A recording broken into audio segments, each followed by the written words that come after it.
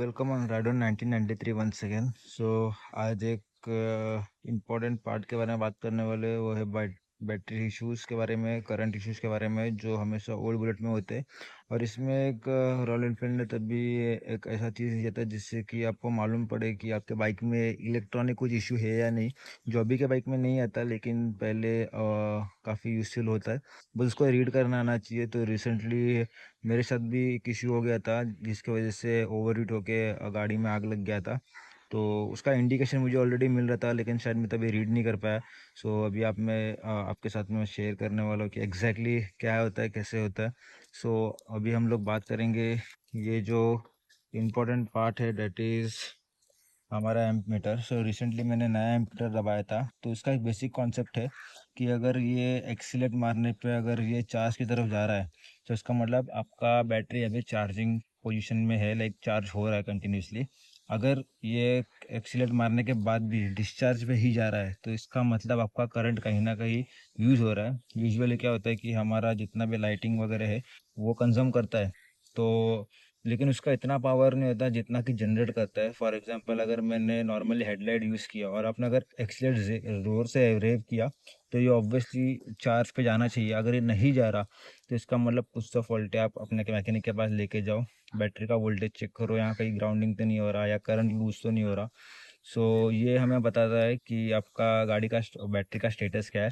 अगर एक्सीलेट मारने के बाद में हल्का हल्का फ्लक्चुएट कर रहा है लेकिन ये चार्जिंग पे नहीं जा रहा, इसका मतलब ऐसा होता है कि आपका बैटरी फुल्ली चार्ज है। अगर चार्जिंग पे जा रहा है मतलब चार्ज हो रही है, हुई नहीं है फुल्ली चार्ज। और अगर बीच में है तो फुल्ली चार्ज है। और अगर ये डिस्चार्ज पे ही जा रहा है एक्सीलेट मारने के बाद भी, तो समझ जाओ कि आपका जो करंट है वो कहीं से लीक हो रहा है। ये हमेशा याद रखना कि ये हमें बहुत कुछ बताता है बाइक के करंट के बारे में। तो इसमें अगर डिस्चार्ज की तरफ काटा रहेगा तो ज़्यादा मत चलाओ बाइक, कहीं पे भी बंद पड़ सकता है या कुछ हो सकता है, शॉर्ट सर्किट हो सकता है।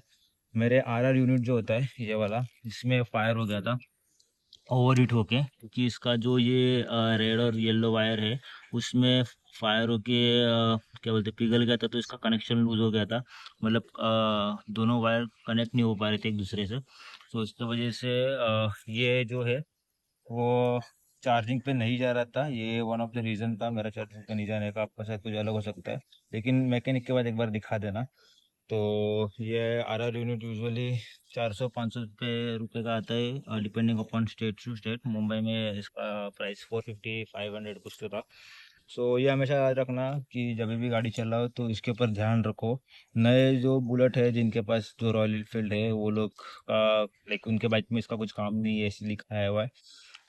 तो जो पुरानी बुलेट है वो लोग मेक श्योर करो कि इस पे थोड़ा नज़र घुमाया करो हमेशा कि बैटरी स्टेटस क्या चल रहा है तुम्हारे गाड़ी का। क्योंकि फायर होने पे आप कुछ भी नहीं कर सकते, आप लाइक हैंडीकैप हो जाओगे। और इतना भारी गाड़ी लेके जाना इज़ क्वाइट डिफ़िकल्ट। हमेशा याद रखना कि ये हमेशा चार्जिंग पे होना चाहिए। अगर चार्जिंग नहीं हो रहा तो या तो आपका बैटरी क्या बोल रहे हैं कि फुल्ली चार्ज है या फिर चार्ज होना बाकी है, या फिर कुछ इशू है इसके अंदर में। तो ये हमेशा याद रखना, it should be always in the charging position, या पॉजिटिव या ग्रीन साइड। अगर आपके पास वो वाला दूसरा वाला अगर होगा तो हमेशा ग्रीन साइड पे जाना चाहिए। अगर एक्सीलेट मारने के बाद भी अगर नेगेटिव पे जा रहा है तो एक बार मैकेनिक को ज़रूर दिखा। That's it for the day. This was some informative video for those who having old Bullet. तो हमेशा याद रखना कि ऐसे छोटे मोटे चीज़ों के बारे में याद रखना जो निगलेक्ट होती है, क्योंकि अभी के एरा में ये सब चीज़ों का कुछ काम नहीं आता बाइक्स में। ऐसे इन्फॉर्मेटिव वीडियो के लिए फॉलो करना। और भी कुछ कुछ चीज़ें हैं, मैं पार्ट बाय पार्ट आपको डिस्कस कराऊंगा कि कैसा है क्या है जो। और यूजुअली क्या होता है कि ये गाड़ी को मैं बहुत चलाता हूँ। ये विंटेज, इसका ये मतलब नहीं कि मैं खाली संडे टू संडे राइड करता हूँ, मैं इसको डेली यूज़ पे ही रखता हूँ। मज़ा आता है चलाने के लिए। तो इसके लिए जो डेली मैं प्रॉब्लम फेस करता हूँ वो एक एक करके डिस्कस करता हूँ, ताकि आपको भी मालूम पड़े कि एग्जैक्टली इसमें का कॉन्सेप्ट क्या है और इसमें क्या क्या इश्यूज आते हैं। That's it for the day. Thank you, bye bye, take care.